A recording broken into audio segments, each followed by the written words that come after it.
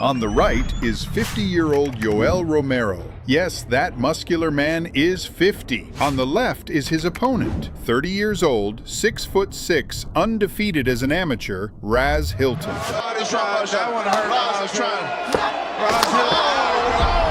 Yoel Romero is a true combat sports anomaly. His physical condition looks like a scientific mystery. When I was punching and kicking him, he felt like metal. He came from Cuba's elite wrestling program, which closely cooperated with the Soviet system. If the USSR had its own super project in Alexander Karelin, Cuba produced its own version, Yoel Romero. He fought for the UFC, and then they brought him to a doctor. He had a fractured orbital, and the doctor calls the UFC and goes, "Where did you get this guy? Yeah, he's amazing, right?" He goes, No, you don't understand. I've never seen a human being like this. The tendons in his eye are 3 times larger than normal, and his orbital fracture has already started healing." Unlike Karelin, Romero didn't stop at wrestling. He became an elite MMA fighter and boxer. Even at 50, he's still cracking people's skulls with ease. He was a part of the Cuban program. No one really knows what they did with him when he was young. No one knows how old he is. He was born in Cuba. He might be 100 years old. During his UFC run, his mere presence rattled top fighters like Israel Adesanya before the fight even started, and for good reason. Romero finishes all of his opponents. So where did this bio-monster really come from? And is it possible Yoel Romero is actually older than he claims?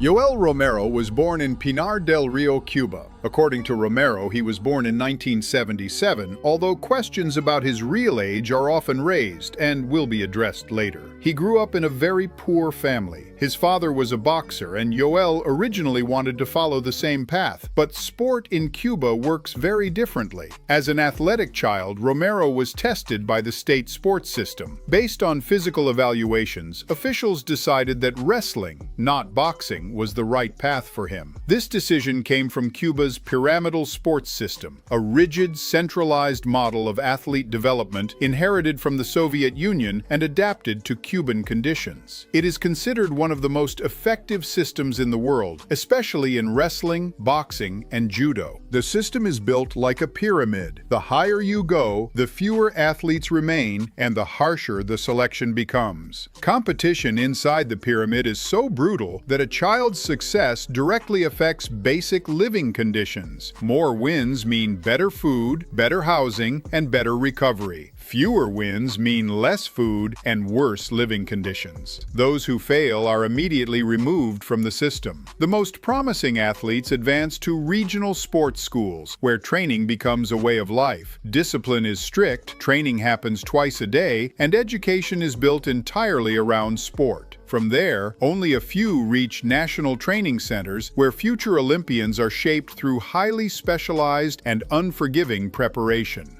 This system does not produce average athletes. It produces extremes. Yoel Romero is a product of the very top of that pyramid. By the time an athlete reaches that level, he is no longer an ordinary person. From childhood, they are trained not just to compete, but to survive and dominate. By the age of 18, Yoel managed to become the leader of the 185 pounds weight class. There were 10 other fighters in the division who kept trying to take his place of Hunter. Sometimes, the competition took the most desperate forms, but Romero never yielded to anyone.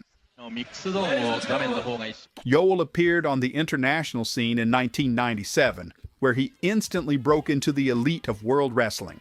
Endowed with flexibility and exceptional power, the Cuban at the same time possessed refined technique and unique agility. Young Romero dominated on the mat, confidently defeating the best wrestlers of the planet. In his first 3 years, Yoel won the Pan American Championships, won the World Cup, and won the World Championships. These victories brought the Cuban a ticket to the Olympic Games in Sydney. Romero reached the final without giving up a single point and won with a total score of 18-0. However, he was opposed there by Adam Saidiev, a prodigy from Russia. The Cuban lost the fight, but retained his Olympic silver medal.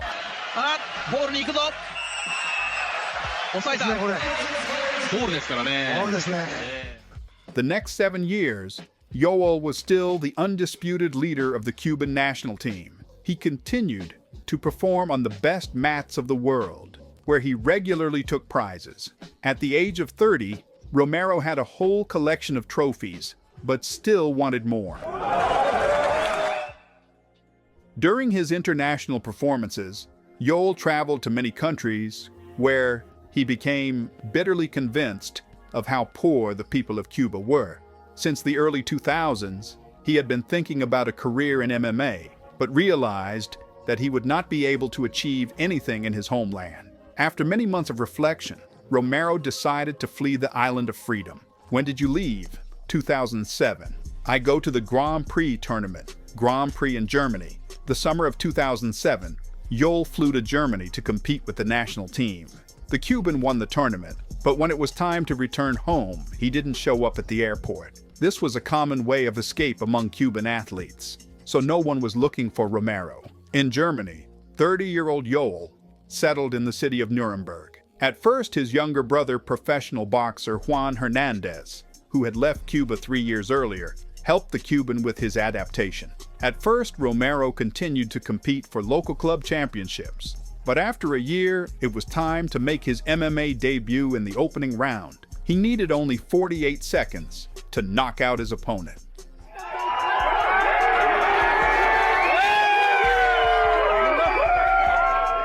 Over the next 3 years, he had 3 fights where he knocked out absolutely everyone in his path. Romero ruled thanks to his athleticism and wrestling, but power was the Cuban's main weapon. It could not be matched by any opponent.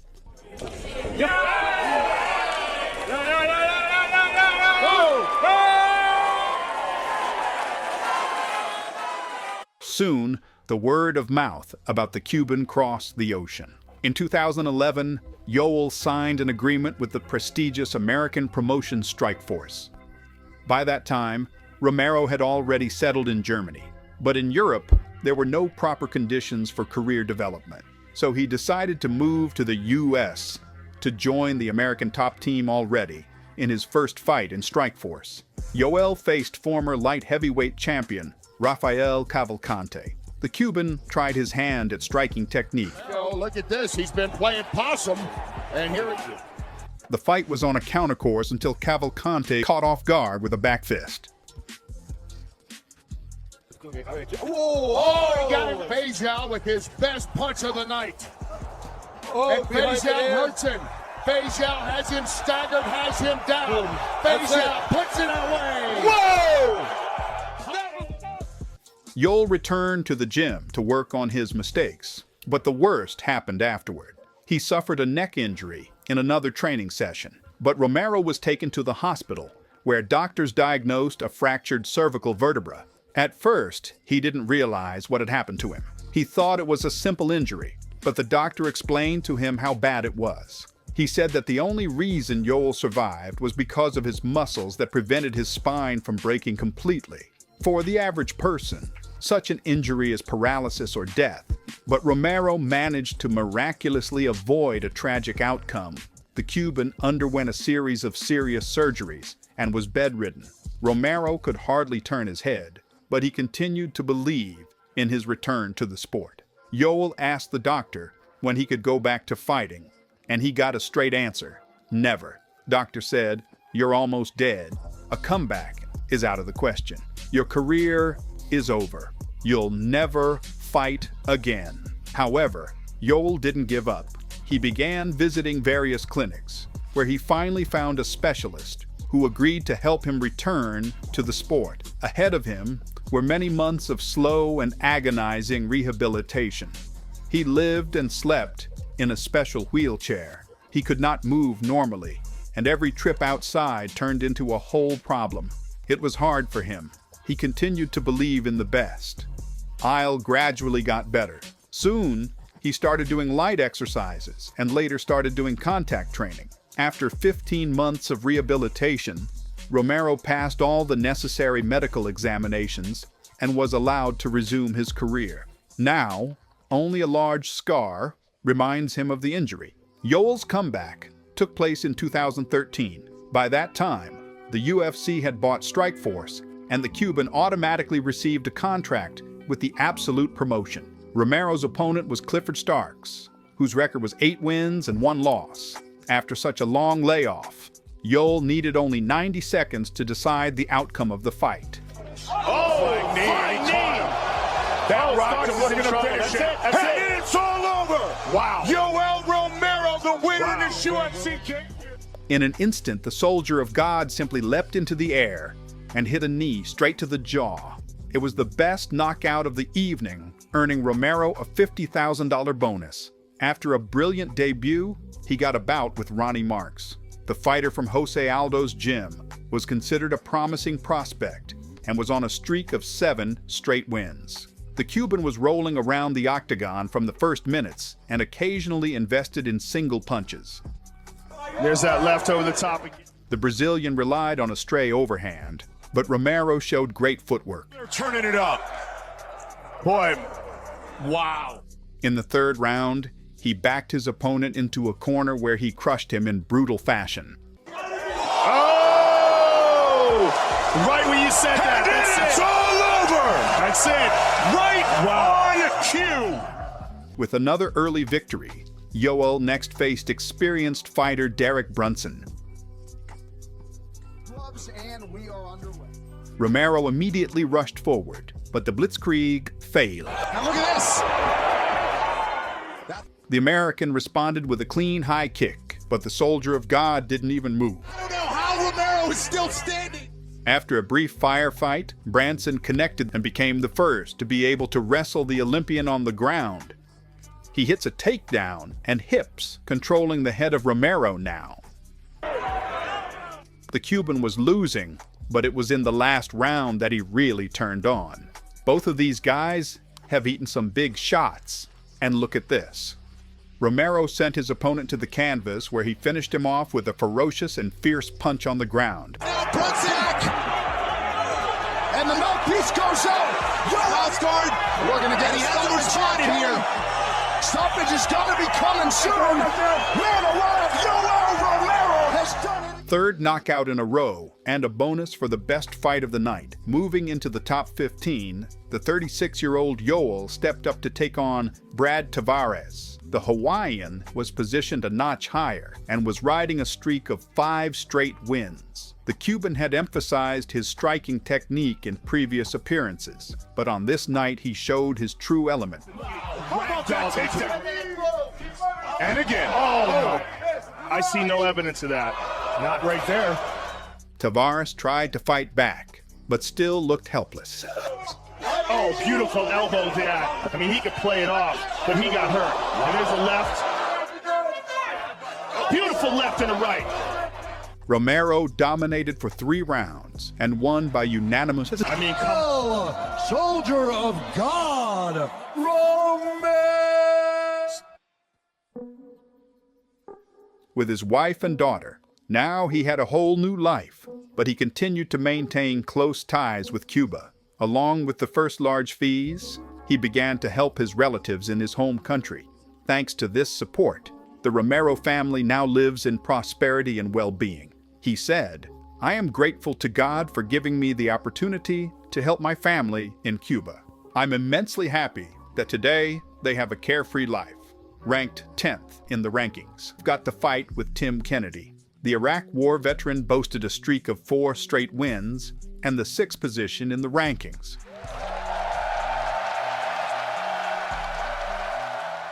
The Cuban immediately took the center of the octagon and began to unload his bombs. oh, caught him with it. Did you see the mouse? However, Kennedy took over the initiative in the second segment and was close to a finish at the very end. 2, 3, uppercuts, hit again! Yoel Romero, saved by the bell! Bell saved Romero from defeat, and when it came time to go out for the final round, he continued to sit on his chair. They still have he's still sitting on. After the general confusion with the corners, Romero finally managed to pick himself up. He still looked lost. The Beast, however, was only wounded. Front kick to the body by Kennedy. Oh! And that's what we're talking about! Battle! Kennedy's up, but still in trouble! Vibe what just happened. Kennedy is a bloody mess right now. And Romero's on top of him. Another shot. It is all over. He's out. Yoel. By pounding a series of hammer fists into Kennedy, Yoel changed the shape of his opponent's face, along with burying his MMA career. What the f? Hey, if you can't get off the stool, let's end the fight. You don't stand there for another minute. Next up was karate master and former light heavyweight champion Yoel Romero. The first round was exploratory, but then Romero began to dictate the course of the fight. Right hook, look at that. Attempt at a knee. Oh, nice culmination. Those guys have their moments in round two.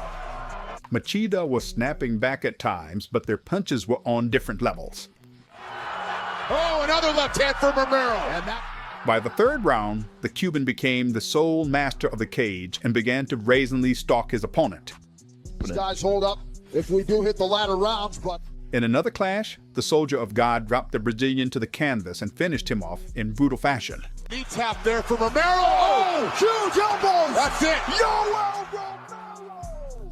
Next in line was the match for the #1 contender, with the Cuban facing Brazilian Ronaldo Jaquer Souza. The former Strikeforce middleweight champion, a black belt in Brazilian Jiu-Jitsu, entered the bout on an 8-fight winning streak. The fighter's skill level was immediately evident, and the match was highly competitive. There was a sense that any strike could end the bout. In the end, we witnessed an extremely close fight, which would later become a major issue in Romero's career. For now, he secured the victory by a split decision. Yoel scored the most important victory of his career. Around that time, Romero found himself in an unpleasant situation. The UFC's new anti-doping system accused him of using steroids. Yoel immediately said it was a mistake. Romero and his team conducted their own investigation and discovered that the company producing his protein powder had not been fully honest about its ingredients. The UFC thoroughly reviewed Romero's findings and ultimately agreed with him. Yoel's name was cleared, and he was once again approved to compete. However, his pride had been damaged, so the Cuban decided to file a lawsuit against the company that had put him in such a difficult position. When asked about the accusations, Romero responded simply, "Come to my homeland and look at my people and the way we live. Life in Cuba makes us this way." While the legal process was only just beginning, Romero accepted a fight against former world champion Chris Weidman, who had lost his title in his previous bout and suffered the first defeat of his career.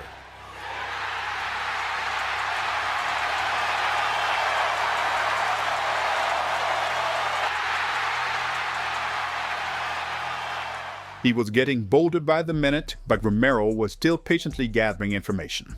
Weidman continued to be diligent in scoping out the takedown, something the Cuban took note of when he threw himself to his feet again. In the third round, the soldier of God was ready. Flying knee. He knocked him out. This fight's over. It is all over. Yoel Romero. Of the third round, another flying knee and a bonus for the best performance of the night. Yoel was supposed to be the next title challenger, but his meeting with reigning champion Michael Bisping was not meant to be. Hello, Luman! Hello, Luman! See you soon, boy. As a result, Romero earned a fight for the interim belt against Robert Whittaker. The Australian fighter went on a hurricane ride through the division, defeating his last 8 opponents. The difference between the opponents was 14 years, but fighting young lions has become commonplace for the Cuban veteran. Romero managed to win the first rounds. The Cuban was effective from distance and switched to wrestling in time. Here from Romero. Whittaker ate a knee to the chest on him. Beautiful. That was a case in itself. However, in the middle of the match, Whittaker went on the counterattack. The Australian worked effectively in the stand-up. Oh, caught him in the left. In the 5th round, the Cuban's strength was running out. Beautiful scrambles here.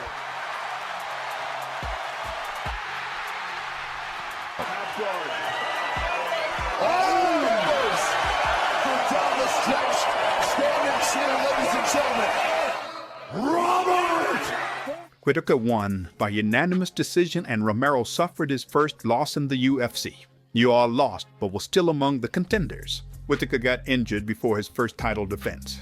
So now that undisputed champion Robert Whittaker couldn't go to the fight with Luke Rockhold.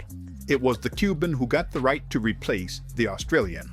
On paper, the 41-year-old Romero opened as an underdog, but things were different in the octagon. After scouting in round 1, Yoel began to storm the former champion with lightning-fast attack. Once again, maybe lackadaisical at the end of the round. The Cuban realized that if he hit once his opponent's chin was bound to drop. Traditionally, the plan was executed in the third round.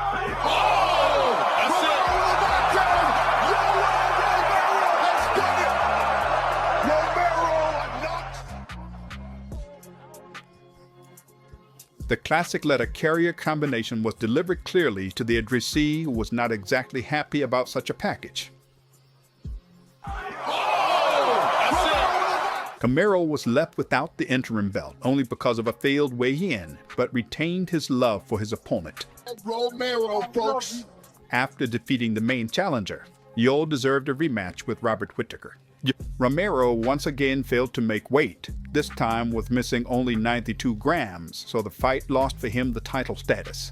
But it was clear to everyone that the winner would still be considered the real champion. The first rounds were completely in favor of Whittaker.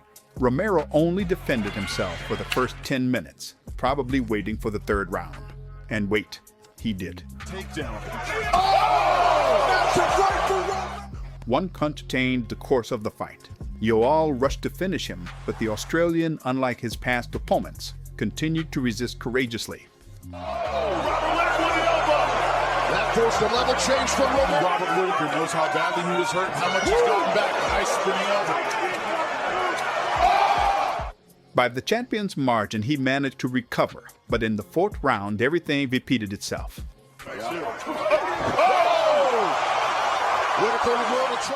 Soldier of God desperately tried to finish Whittaker. However, he managed to hold on until the final bell. Big elbow, big knee rubber. At the end of 5 rounds, the judges chose the champion by split decision, but the majority of the MMA community was confident in the victory of Romero. My opinion, I don't lose tonight. Normally, tonight I'm taking the belt. That's what I feel.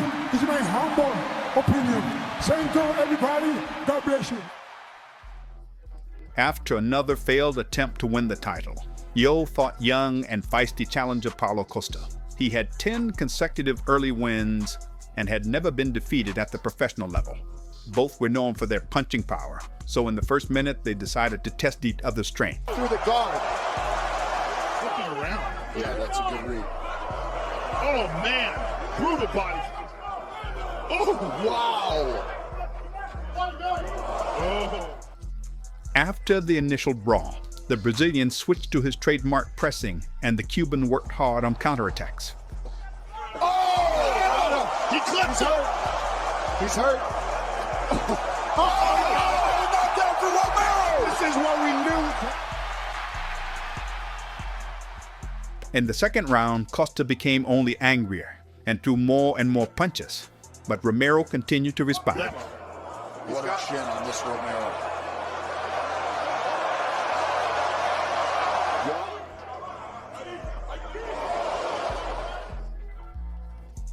Everything was decided in the third round, where the 42-year-old Cuban really opened up. The soldier of God went on the offensive and began to smash his opponent with heavy series of punches. There. Nice slap. Now's the time to shoot. I really wanted to see this.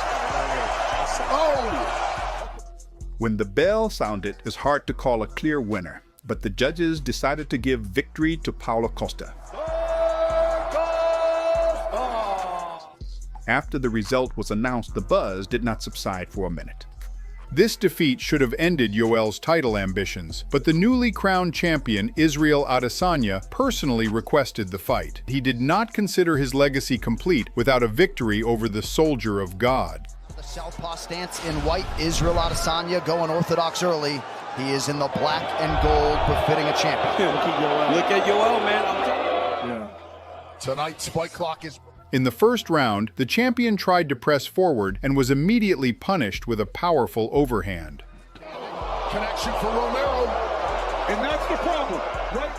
After that, Adesanya switched to fighting almost exclusively as a counter-striker, occasionally firing low kicks from a safe distance. Romero also waited for his moment, sometimes bursting into close range, but the champion simply disengaged and reset. Not a lot of time to go.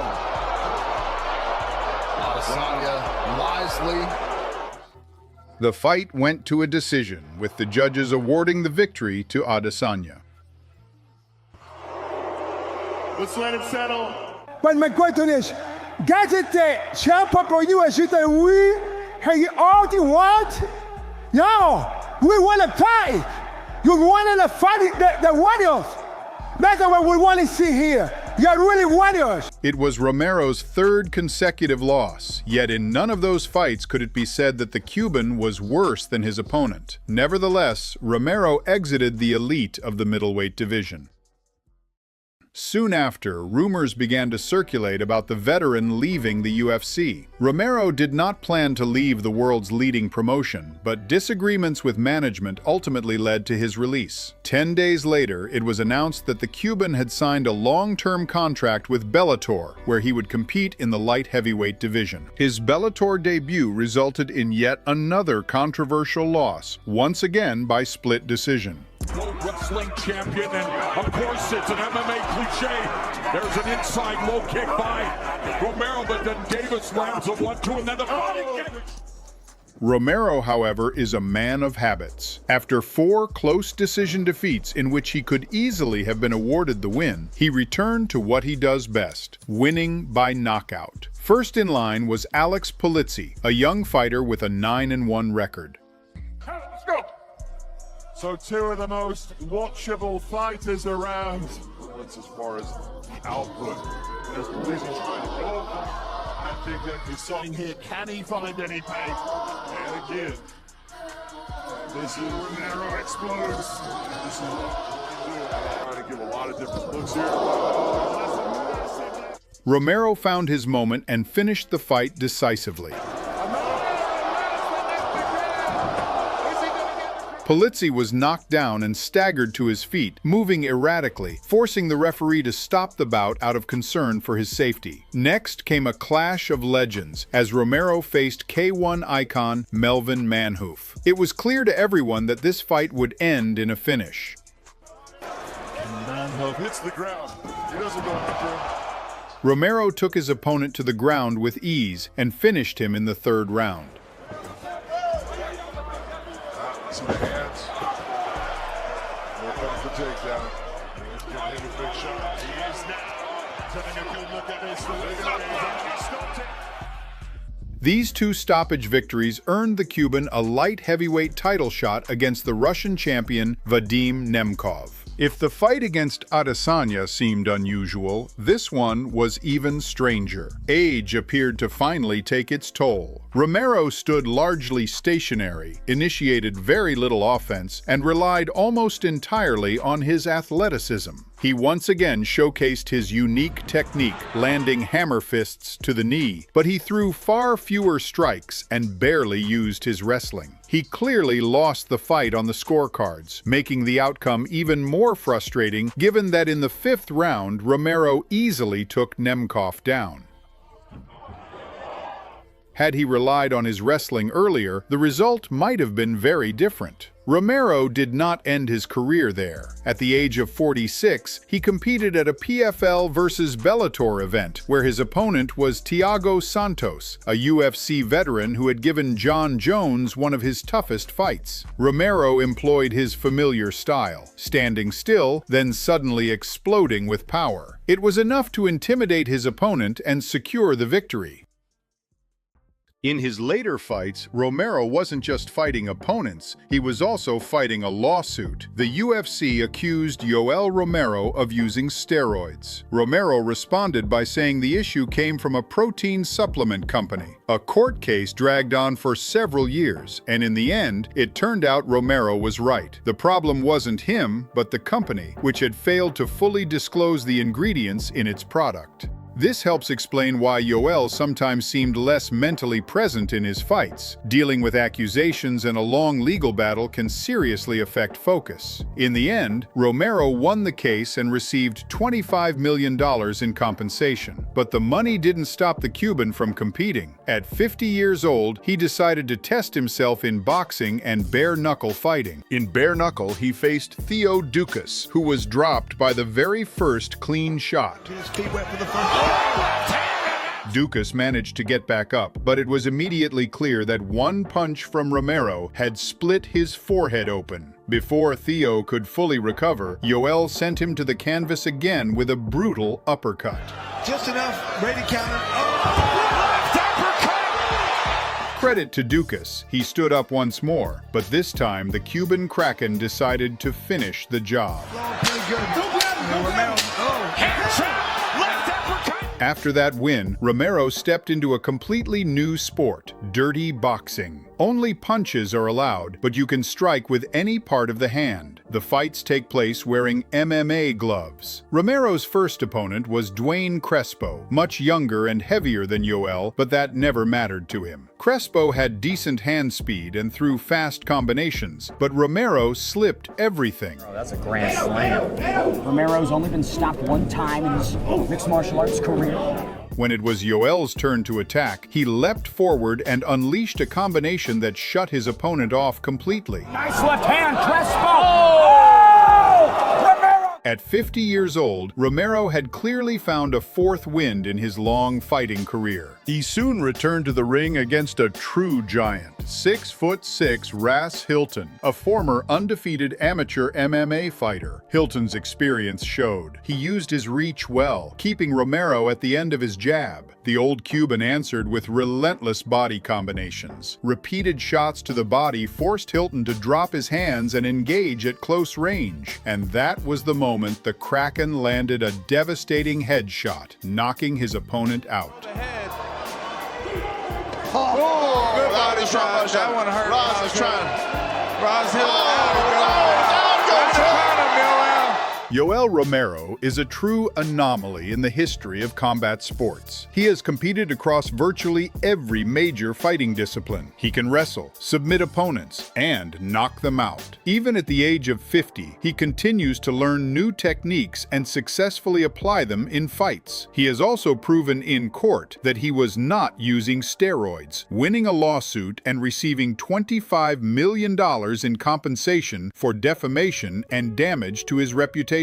None of that diminished his passion for fighting. What is most surprising is that Yoel Romero may actually be older than he claims. Cuban athletes have often misreported their age to get a chance at a professional career. Building a career inside Cuba is extremely difficult, and opportunities to leave the country are rare. Many fighters wait years for a chance, which means they often arrive on the international scene at a relatively advanced age. Shaving off 5 years can make it much easier to be signed by promoters, a practice that has existed even in boxing, as many Cuban legends later admitted. Romero is considered older than his official age, not because of a single reason, but due to a combination of several factors that together look suspicious to people familiar with sports systems and fighter career cycles. The first factor is how early he reached an elite level in freestyle wrestling. In the late 1990s, Romero was a full member of the Cuban national team, competed at world championships, and reached the 2000 Olympic Games. If his official birth year of 1977 is correct, he would have been around 21-22 at the time, which is extremely unusual for wrestling, where peak performance typically occurs between the ages of 26 and 32. Many specialists believe that even then, he looked and performed like someone several years older. Cuban athletes often have poorly documented early biographical records. Different sources show inconsistencies in the dates of Romero's first tournaments and the beginning of his career. career. This is not direct proof, but it adds to the overall sense of uncertainty, which is typical of Cuban sports records from the 1990s. There have also been indirect hints within the industry regarding Yoel Romero's age. Over the years, some fighters, coaches, and commentators have cautiously suggested that his real age may differ from the official one, using phrases like, "Cuban age is a separate story. No direct accusations have been made," but such conversations have existed in professional circles for a long time. Officially, Yoel Romero is listed as being born in Cuba in 1977. However, among specialists and fans, there is a widespread belief that his real birth year may be closer to 1972 to 1974. If that is true, he could be 5 to 8 years older than his stated age, which does not diminish his achievements, but instead makes them even more impressive. Speaking of his uniqueness, it is worth mentioning his connection to Alexander Karelin. As noted earlier, Cuba adapted its athlete selection and training systems from the USSR. The same Soviet system that produced a wrestling monster like Karelin could very well have been applied to Romero. Just think about it. There is a real possibility